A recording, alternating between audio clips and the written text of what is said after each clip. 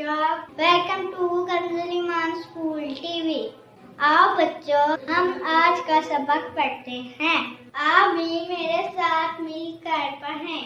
ऐ रब्बे दो जहां, ऐ रब्बे दो जहां, हर शय में तेरे जलवे, हर Assalamualaikum. Welcome to Kanzul Iman School TV. Dear children, today we will do the Para Roti 5, Urdu page number 8 and 10, English page number 8 and 9. Let's start with Urdu page number 8 and 10.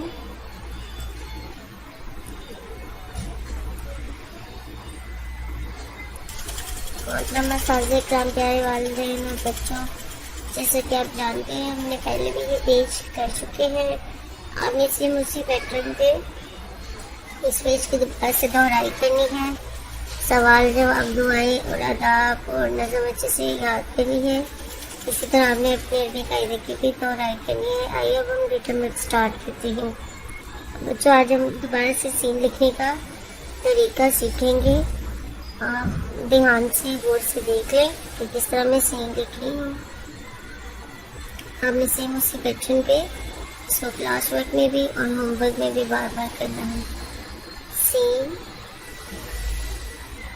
Scene सीन सीन। अगला हर्फ लिखिए। लिख के बाद बे ते से चे फे। यानी बच्चों, आपने सेम इसी तरह सीन की प्रैक्टिस घर में भी करनी है।